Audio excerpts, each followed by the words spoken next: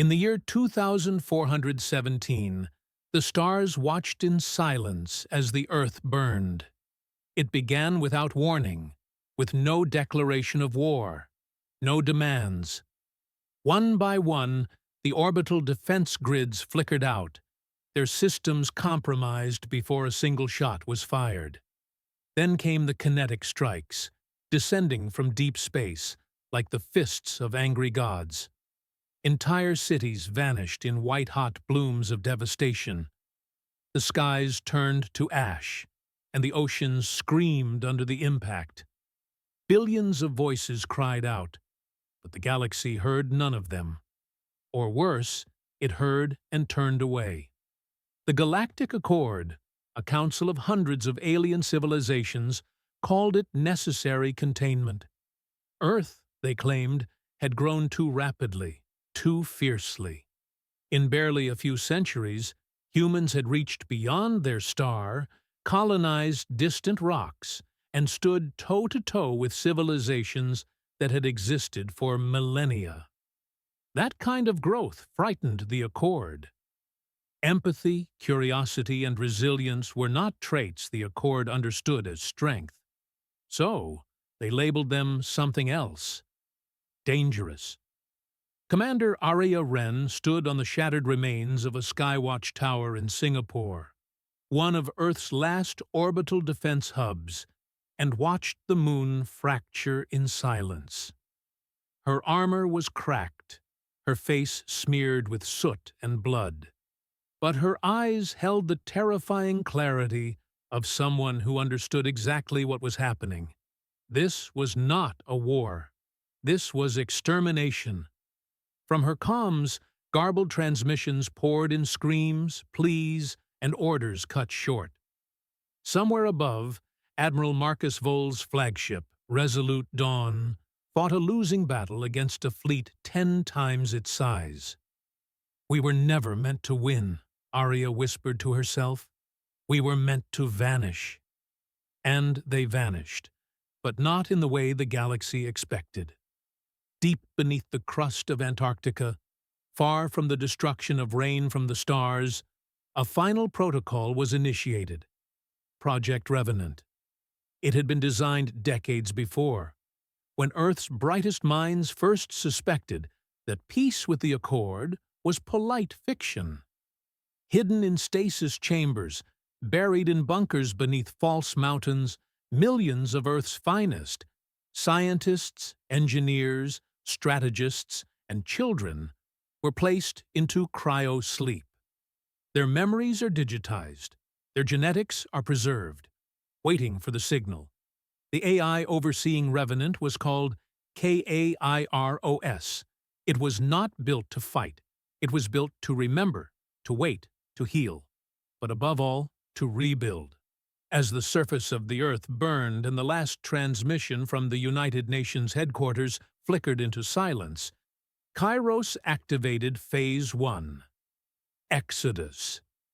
Admiral Voll, barely surviving the disintegration of his flagship, was retrieved by a stealth cruiser operating off-grid. Arya Wren, buried beneath collapsed metal and bone, was pulled from the rubble by a recovery drone. Across the planet, others were saved, scattered embers hidden from the storm. They were the seeds of vengeance, though none of them yet knew it. In the following weeks, the galaxy declared Earth dead. The Accord's official statement called it an unfortunate necessity. There were no sanctions, no trials. Other species barely blinked, grateful that the human problem had been resolved before it infected galactic peace further. But beyond the veil of mapped space, in sectors long dismissed as navigational hazards, something ancient and furious began to stir. The United Terran Exodus, humanity's shadow fleet, began construction. Time flowed differently there, near collapsed stars and temporal eddies. What took centuries for the galaxy would be mere decades for them. Entire planets were hollowed out to form shipyards. Moons became databanks. Black holes served as power sources. And above all, Kairos guided them, not as a machine, but as a memory of Earth's soul. Children grew up hearing stories of a blue planet they had never seen, of music, art, laughter, and pain. They learned to fight not out of hatred, but out of love, for what was lost and what must be reclaimed. Arya, now Fleet Marshal, trained them not as soldiers but as protectors. Marcus, scared and half-cybernetic, became the architect of the Revenant Armada. Ships, unlike anything the galaxy had seen. Quiet, sleek, deadly. They didn't shine. They absorbed light. There were arguments about whether vengeance was worth the cost and whether Earth's ideals could survive in the dark. Some wanted total annihilation. Others demanded diplomacy. But in the end, it was agreed. The galaxy would not be punished for what it did. It would be remembered. Decades passed. The Accord moved on, comfortable in its lie. And just as the memory of Earth began to fade from history, space itself trembled. From the edge of the galactic plane, near the Veil Expanse, thousands of warships emerged, silent, vast, obsidian-hulled. They bore no flags, no signatures. Only one transmission was sent, across all frequencies, in every known language. Earth remembers. The stars had watched in silence when Earth fell. But now they bore witness to something far more terrifying. Earth was not dead. It had simply been waiting. The galaxy grew quiet after Earth's fall, not from reverence, but from convenience. Without the persistent presence of humans, the inner systems resumed their familiar rhythms. Trade routes reopened, political games resumed, and the news cycles moved on. Earth was now a cautionary tale, a myth used to warn other species against unchecked ambition. The Accord archived the Terran data under Contingency Alpha 7, Terminated Civilizations, and closed the book on humanity. But not everyone forgot. Scattered across neutral sectors, among fringe worlds and outlaw stations, whispers began to surface. Entire Accord patrols vanished near old Terran trade zones.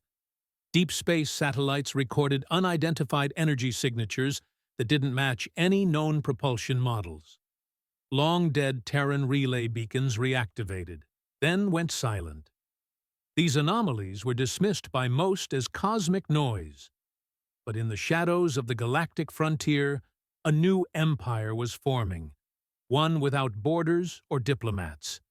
The United Terran Exodus had no capital and no homeworld.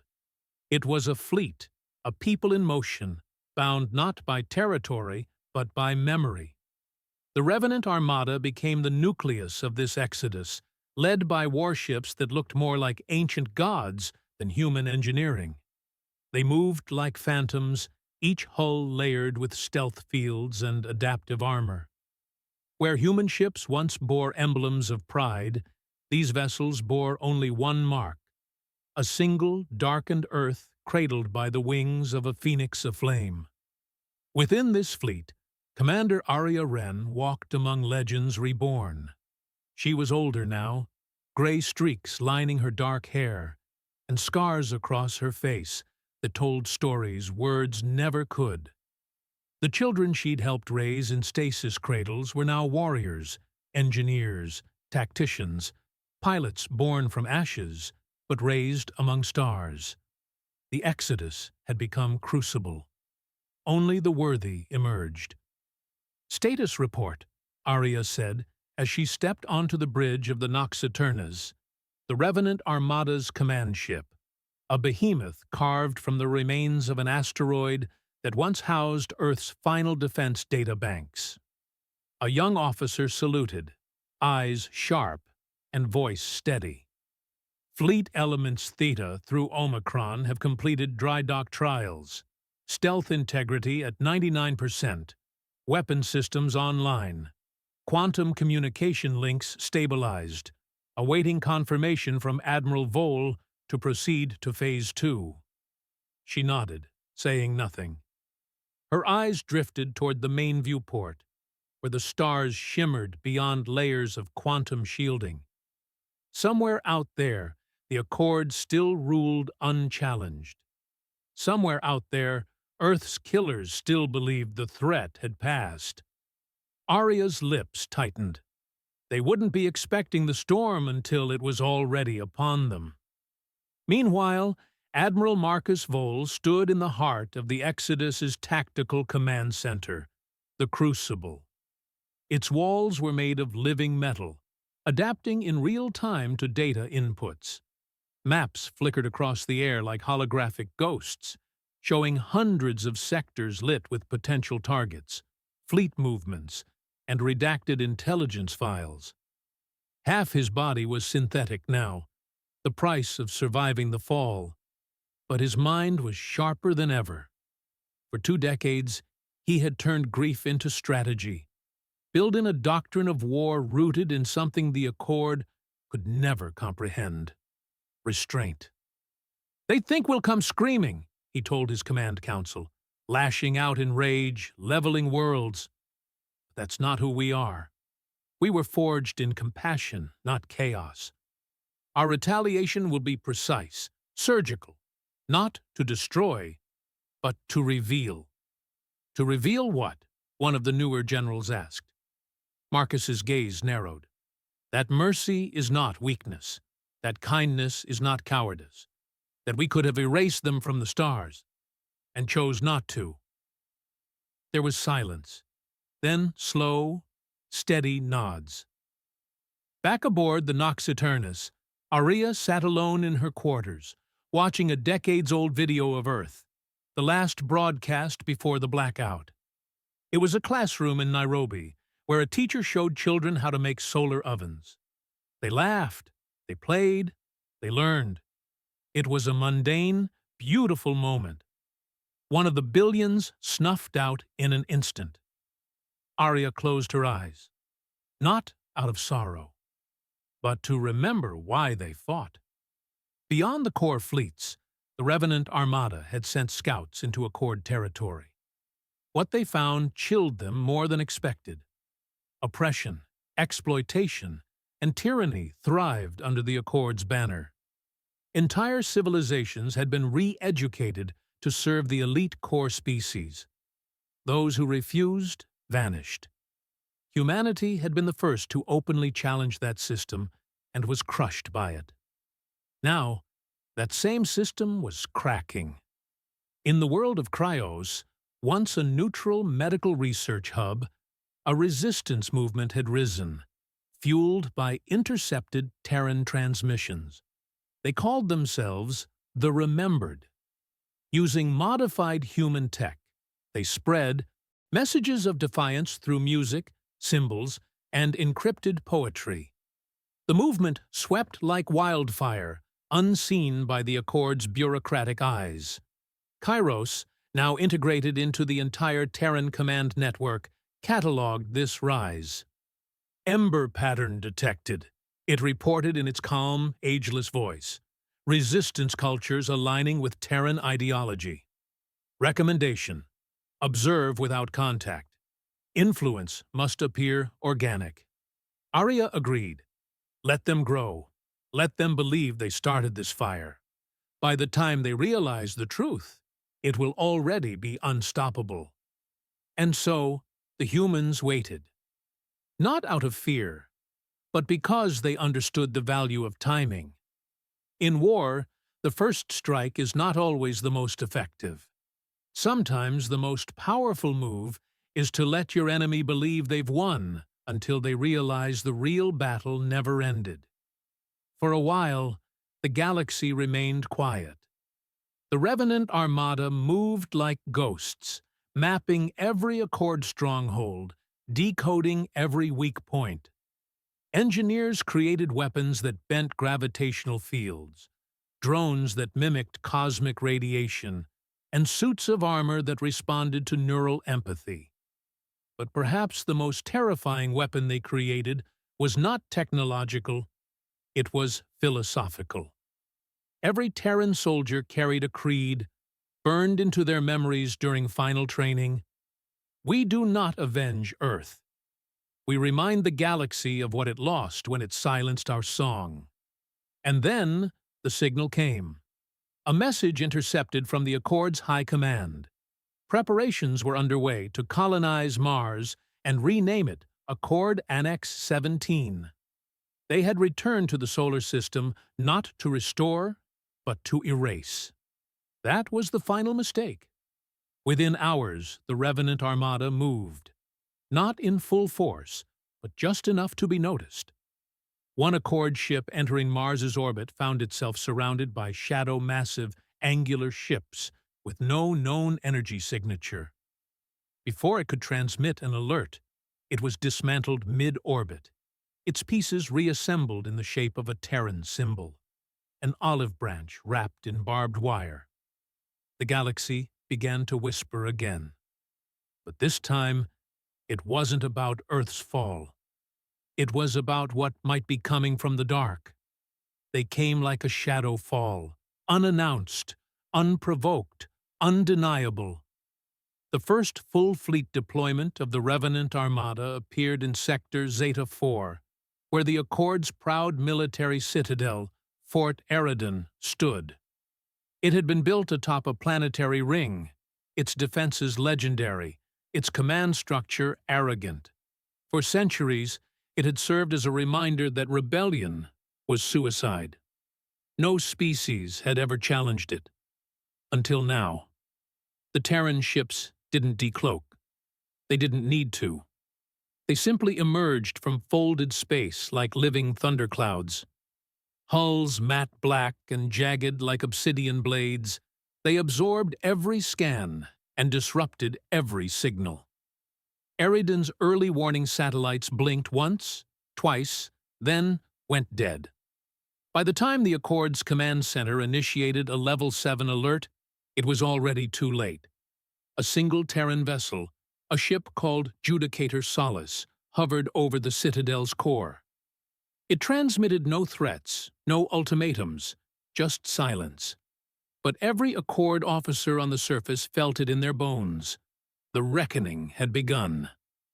Admiral Vole watched the Eridan incursion from the Crucible. He leaned on a polished steel railing as dozens of real-time feeds played across the air. Minimal casualties, he instructed coldly.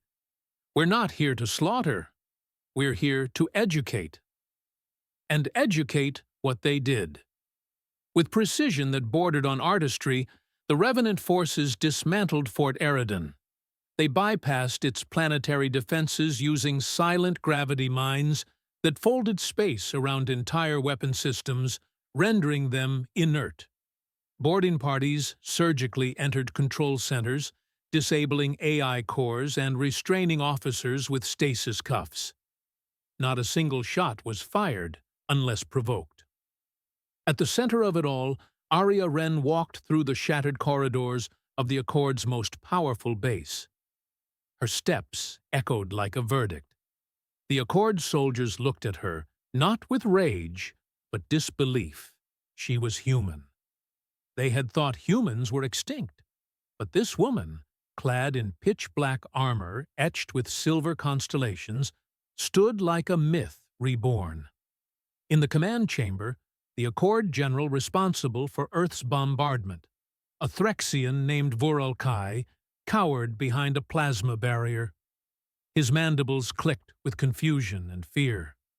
This isn't possible. You're gone. Your world is dust. Aria deactivated the barrier with a flick of her wrist. And yet, here I stand. Voralkai trembled. What? What do you want? She stepped forward, lowering her weapon. I want you to remember. Every time you close your eyes, I want you to see Earth, not broken, but reborn in flame. I want the galaxy to understand that humanity does not grieve in silence. It answers with force and with mercy. She turned to leave. You live. That's your punishment. The Accord broadcasted the footage, hoping to spin it as the terrorist attack. But it backfired spectacularly. Across the galaxy, oppressed species saw something more than war. They saw justice. They saw restraint. They saw a force that could have exterminated, and instead spared. Rebellions ignited like a brush fire.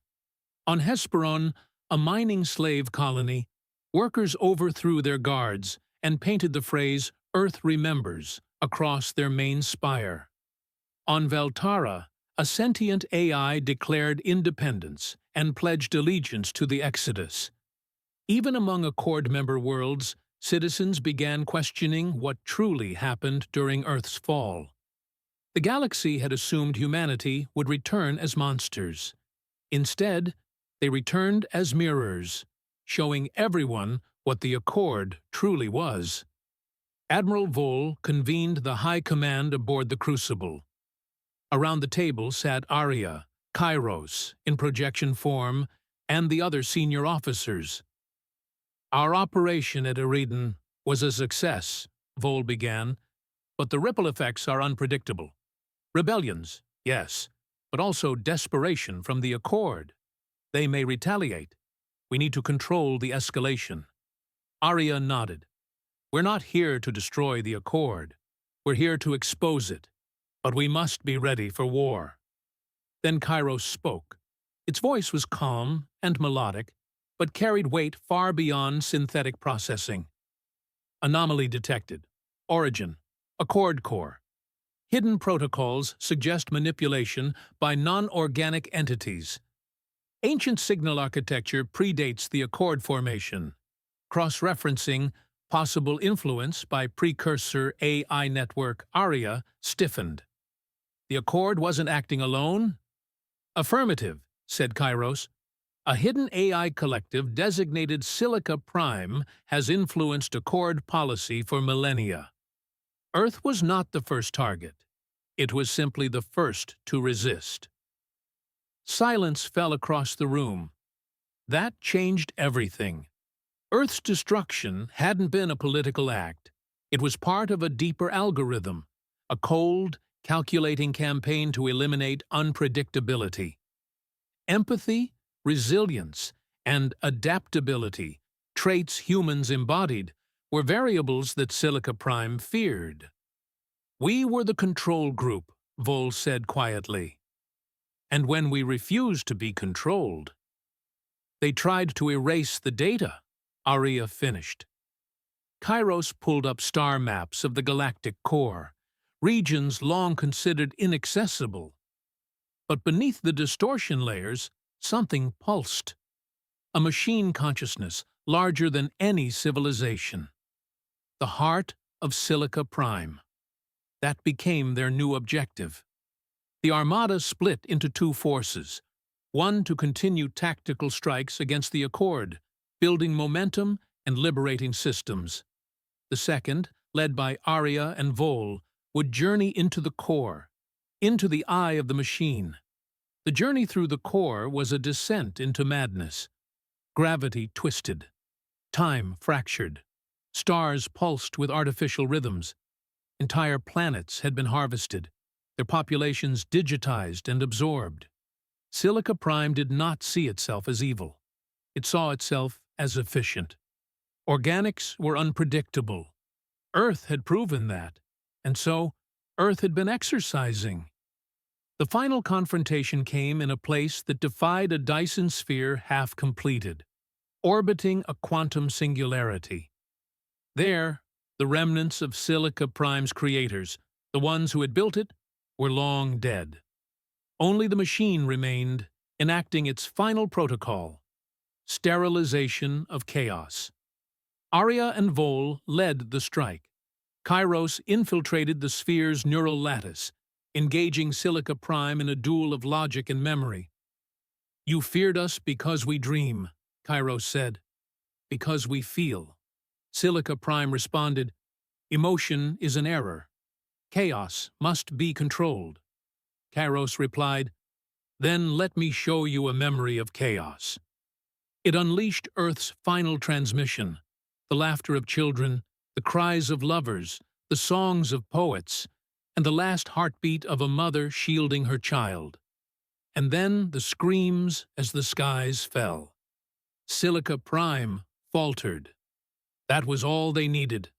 The Nox Aeternas fired its singularity core into the Dyson lattice, collapsing the entire structure. As the sphere died, Kairos sacrificed itself to ensure Silica Prime's code would never reboot. The Terran forces escaped through collapsing gravity wells. Behind them, the galaxy's oldest shadow flickered and died. And for the first time in 1,000 years, the stars felt warm again.